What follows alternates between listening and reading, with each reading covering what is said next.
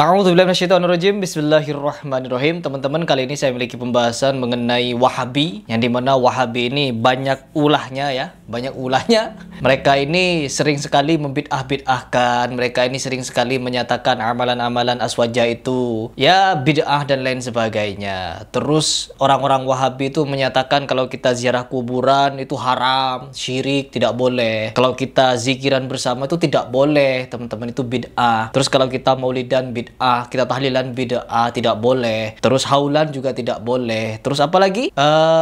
Salaman. Nah, salaman itu setelah sholat tidak boleh. Terus apa lagi? Oh, banyak. Pokoknya banyak sekali ya pernyataan-pernyataan dari orang-orang yang disebut Wahabi ini yang tidak sesuai dengan aswaja. NU ya, hanya dengan NU. Tetapi kalau Muhammadiyah aman. Ya, kalau Muhammadiyah aman. Kecuali Ustadz Adi Hidayat. Kalau Ustadz Adi Hidayat ya begitulah.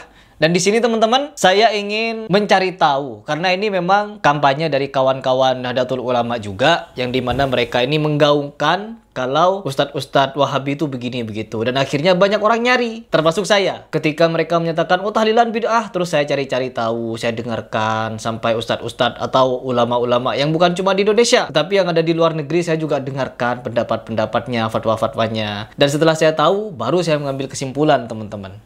Ya, sekarang coba kita dengarkan salah satu video seorang kiai yang memberikan tanggapan tentang pernyataan dari Ustadz-Ustadz Salafi Wahabi. Coba langsung ke video. Gampangnya ziarah kubur syirik, ziarah kubur nggak ada dalilnya, zikir keras nggak ada dasar hukumnya. Ngopine kurang kental. Tepuk tangan. Lo takon pakare lo. No. Jabat tangan selesai sholat nggak boleh. Rasulullah nggak pernah. Zaman Rasulullah nggak ada. Salaman musafahah apa eleke?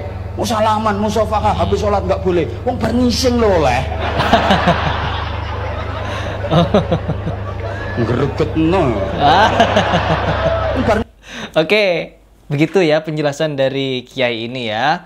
Ziarah kubur tidak boleh haram. Terus zikiran bersama tidak boleh, teman-teman. Terus apa namanya, salaman nggak boleh, haram, nggak ada hukumnya.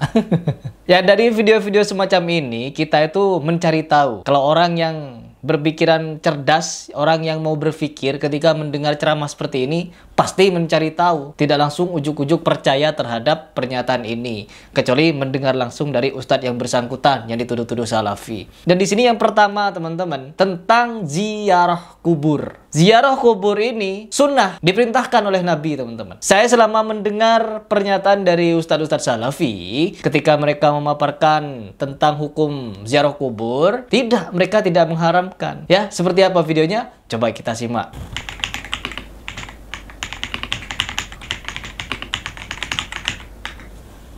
Tentu saja kalau yang kita lihat dari hadis Nabi SAW, beliau sering berziarahi Baqi di hari Senin dan Kamis, kuburan para sahabat. Nabi SAW datang dan Nabi mengucapkan salam kepada mereka. Di antara doanya adalah Assalamualaikum dara qaumin mu'minin. Keselamatan bagi kalian wahai penghuni tempat orang-orang beriman. Dalam satu riwayat dikatakan antumus sabiqun wa nahnu insyaallah bikum lahiqun. Kalian telah mendahului kami dan kami akan menyusul kalian. Ghafarallahu mustaqdimina minkum wal mustakhirina minna. Semoga Allah memaafkan orang-orang yang terdahulu di antara kalian dan orang yang menyusul di antara kami, gitu kan? Maka ini doa, dan Nabi SAW sering mendoakan mereka. Allahumma fir lahum warhamhum wa'afihim wa'fu anhum. Maafin mereka ya Allah, rahmatin mereka ya Allah, gitu kan? Dan berikanlah kepada mereka keselamatan dan seterusnya. Kita boleh berdoa. Itu doa yang saya tahu, yang ziarah kubur. Kalau masalah menyiram dengan air, menabur bunga, belum pernah ada riwayat ini. Tidak pernah ada riwayat masalah ini. Jadi ada hubungannya antara air yang disiram di kuburan dengan selamatnya orang itu nanti dari siksa kubur. Nggak ada hubungannya sama sekali. Sama dengan orang berlebihan memasang marmer, pakai pagar, pakai kelambu. Ada hadis Nabi SAW mengatakan kepada Ali bin Abi Thalib, wahai Ali, saya wasiatkan kepadamu jangan kau temui kuburan di muka bumi kecuali kau samaratakan dengan tanah. Jadi seperti taman makam pahlawan itu sebenarnya kuburan ideal, dirata sama tanah, cuma kotak saja begitu. Itu memang seperti itu sunnahnya Nabi SAW semestinya. Kalau kita kan luar biasa besar bangunan segala macam. Ada riwayat lain yang kata Nabi SAW, hai Ali, jangan kamu biarkan bangunan kuburan tinggi dan jangan kamu warnahi atau dikapuri dan jangan ditulisi. Jangan ditulisi. Namanya memang begitu. Kalau kita kan tulis tahun wafatnya, tanggal wafat segala macam. Ini lama-lama kalau dibiarkan tulis juga tanggal lahirnya nanti. Dihindari saja. Yang penting adalah kita tahu orang tua kita sudah meninggal, kita doakan. Perbanyak amal soleh Bapak Ibu sekalian. Perbanyak amal soleh. Siapa ada masjid lagi dibangun, sedekahkan atas namanya dia. Biar nggak disebutin, Allah sudah tahu.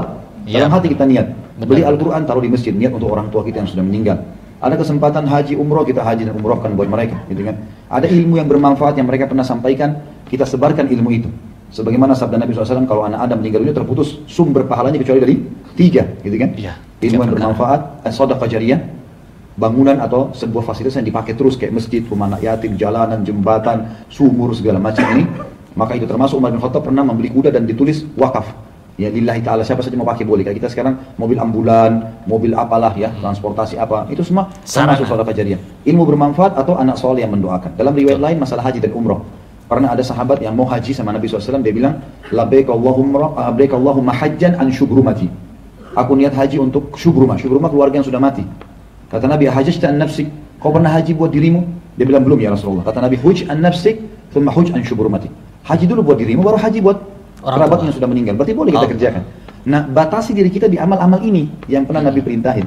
Cukup untuk itu, gitu kan. Allahu a'lam, itu yang kita tahu. Jadi yang menaburi bunga ini itu tidak pernah ada contoh. Maka lebih amannya seorang muslim masuk ke zona yang aman. Betul. Kalau meja ini kita bagi dua Bapak Ibu sekalian. Zona aman dalam ibadah yang ada perintahnya, ada contohnya. Aman. Benar. Bapak Ibu ada contoh kerja, tidak ada kita tinggalkan. Zona yang tidak aman adalah zona yang menebak-nebak. Oh ini kan baik. Yang penting baik. Bisa diterima bisa enggak loh. Jadi nebak-nebak. Kenapa kita masuk ke zona ini? Buang-buang waktu dan umur kita dan uang kita gitu. Untuk apa? Tapi sekali lagi, kalau tetap ada yang mau buat silahkan saja. Silahkan. Sebab kadang-kadang kalau kita tidak ucapin kalimat yang terakhir ini nanti dikira kita larang-larang segala macam. Sudah disampaikan, cerna, kalau masuk akal terima, enggak ya enggak masalah. Betul. Orang yang terima silahkan, tidak mau terima ya. Allah mengatakan faman syaa'a falyu'min wa man syaa'a falyakfur. Yang mau beriman silahkan, yang tidak mau, yang mau kufuri silahkan. Jadi, karena kalau ada orang subhanallah, masa sih tabur bunga aja nggak bisa, siram air nggak bisa. Loh Rasulullah nggak kerjain. Masalahnya kita punya panduan kan, suri tauladan kita. Lebih baik uang yang kita pakai beli bunga, beliin Al-Quran, sedekahkan di depan kuburan sama orang miskin, niat untuk orang tua kita. Sampai tuh, gitu kan. Itu jauh lebih baik.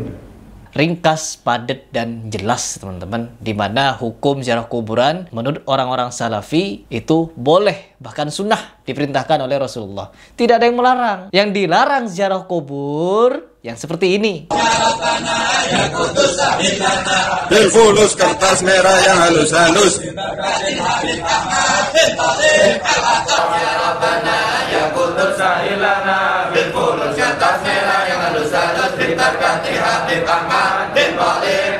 Apa ini? Hidup bagaimana nih? Di mana di situ mereka meminta-minta kepada ahli kubur, minta fulus yang merah-merah halus-halus dan begitu. Pokoknya banyak orang ke kuburan itu ziarah kubur, banyak hajatnya teman-teman. Banyak sekali hajatnya. Yang dimana mereka ini kalau tidak ke kuburan katanya kurang makbul doanya dan lain sebagainya. Allahu Akbar. Ya, jadi tadi sekelas kiai itu ya. Kiai siapa itu saya tidak tahu, tetapi di sini dia menyatakan bahwa ada segolongan orang yang celananya cingkrang melarang-larang ziarah kubur. Bukan ziarah kuburnya yang dilarang. Ritual-ritual minta ke ahlul kubur itu yang dilarang. Ya, begitu. Bukan ziarah kuburnya. Kalau ziarah kubur jelas untuk mengingat kematian, untuk mendoakan orang yang mati dan lain sebagainya. Jadi orang-orang yang menyatakan Ustaz Salafi melarang ziarah kubur itu fitnah yang sangat-sangat keji. Terus yang berikutnya, hukum berjabat tangan ya.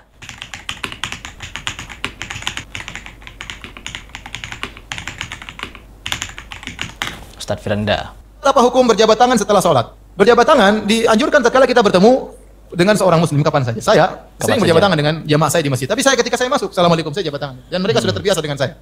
Karena setiap saya masuk masjid, saya jabat tangan dengan mereka. Demikian juga kalau kita setelah sholat, kita tadi belum ketemu dengan orang ini, boleh kita, misalnya kita masbuk, kita ketemu dengan dia, setelah sholat, kita boleh jabat tangan dengan dia karena hukumnya kita baru ketemu. Tapi kalau sebelumnya sudah kita ketemu, sudah jabat tangan, maka setelah sholat tidak disyariatkan jabat tangan. Kenapa? Karena jabat tangan setelah sholat dianggap oleh sebagian orang sebagai suatu syariat yang menyertai sholat. Bukan suatu perkara duniawi. Ya. Kita setelah sholat kita boleh lihat HP, boleh, nggak ada masalah. Kita setelah sholat kita boleh ke toilet, bisa. Tapi itu bukan perkara agama yang kita yakini. Saya buka HP, apakah saya merasa buka HP dapat pahala? Enggak. Setelah sholat saya pergi ke WC, saya merasa dapat pahala? Tidak. Tetapi yang jadi masalah tatkala seorang setelah sholat, mereka kemudian mengadakan ritual khusus seperti bersolawat dan juga berjabat-jabat tangan, imamnya berdiri semuanya muter. Ini yang jadi masalah. Betul. Dianggap sebagai suatu syariat khusus rangkaian setelah sholat. Dan itu tidak pernah dikerjakan oleh Nabi dan para sahabatnya. Maka saya tidak bisa bayangkan seandainya ritual ini dikerjakan di Masjid Nabawi atau di Masjid Haram, imamnya nunggu sampai kapan baru bisa pulang. Orang semua putar salawat kemudian. Maka para ulama mengatakan kalau kita lagi setelah sholat ada orang salam sama kita, kita salami, nggak ada masalah. Tapi kita nggak usah mulai. Benar. Sunnahnya kita masuk masjid kita salamin, nggak usah nunggu setelah apa? Sholat. Tapi kalau ada orang setelah sholat salami kita nggak ada masalah. Ya. Cuma kita khawatir saja itu menjadi suatu tradisi sehingga kalau ada yang tidak salaman dianggap wah ini nggak beradab, itu jadi masalah. Iya. Padahal namanya sholat, setelah sholat seorang boleh pergi. Terkadang ritual setelah sholat itu lebih lama daripada sholatnya, itu jadi masalah. Sholatnya 5 menit, ritualnya 10 menit. Orang punya keperluan, orang punya kebutuhan. Maka saya ulangi, kalau kita habis sholat, sunnahnya adalah kita sebelum sholat kita ketemu orang salaman. Kecuali tadi orang kita masbuk belum ketemu dia, kita boleh salaman karena hukumnya kalau ketemu kita bersalaman. Tapi kalau sudah kita salaman sebelumnya sudah salaman, setelah sholat ya sudah kita sibuk berzikir, ya. Ya. Akhirnya banyak orang berkreasi, ya. Habis sholat kemudian salaman, taqabbalallahu minna wa minkum, Allahumma sholli, berdiri, salatullah, berkeliling. Akhirnya repot juga ya. Ya saya bilang ya itulah masyarakat melakukan demikian, tapi kita tidak ikut-ikutan. Tapi kalau mereka salami kita, kita salam ya, nggak ada masalah. Oke. Jangan ada orang bilang, Ustaz, kita habis sholat kita buka HP saja boleh, kita habis sholat pergi ke WC boleh, habis sholat kita telepon boleh, masa salaman nggak boleh? Beda. Ente jangan bahlul ente. Kalau kita habis sholat kita buka HP itu perkara duniawi, kita tidak menganggap itu sebagai ritual apa? Sholat. Sementara masyarakat menganggap bersalam-salaman dengan bersolawat sebagai ritual setelah sholat, yang itu tidak pernah dilakukan oleh Nabi dan para sahabatnya. Bagaimana kita mengatakan suatu perkara di zaman Nabi yang bukan ibadah sekarang jadi ibadah? Apa kata Imam Malik? Faman lam yakun yauma idin dinan, falan yakunal yauma dinah. Apa yang di zaman Nabi bukan agama, zaman sekarang juga bukan agama. Ulangi. Apa yang di zaman Nabi bukan agama, sekarang juga bukan agama. Apakah Anda berani mengatakan bahwasanya salam-salaman adalah kesempurnaan sholat? Enggak ada yang berani mengatakan demikian. Kalau kesempurnaan sholat, saf yang teratur kesempurnaan sholat. Zikir setelah sholat, kesempurnaan sholat. Tapi mengatakan salam-salaman, berdiri sambil sholawat merupakan kesempurnaan sholat? Enggak ada yang berani mengatakan demikian. Karena kalau begitu, sholat Nabi dulu tidak sempurna. Sholat sahabat dulu tidak sempurna. Beda kalau orang habis sholat kemudian buka HP, telepon, ini perkara duniawi, tidak ada hubungan dengan ritual sholat.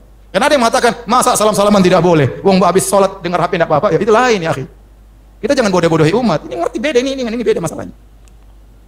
Oke.